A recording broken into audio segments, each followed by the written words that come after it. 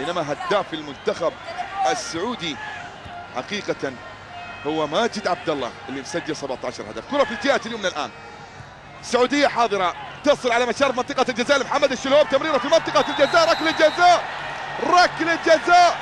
المحاولة الماضية فيها ركلة جزاء حاضرة لمصلحة المنتخب السعودي، والأمور ببطاقة صفراء تأتي هنا لكن يا سلام يا الشلهوب، شوف تمريرة الشلهوب، يا الله يا الله، كرة وصلت إلى عباس وعباس يسقط في أرضية الملعب، وركلة الجزاء بعد عرقلة كانت حمام في ركلة الجزاء القادمة هنا للأخضر في مواجهة سالم مهند، يلعب كرة في الجول، جول!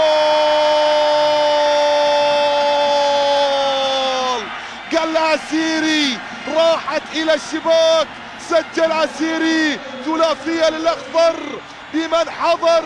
دائما هنا الأخضر السعودي يسجل الهدف الثالث في المباراة الافتتاحية. مفاجأة، نعم مفاجأة.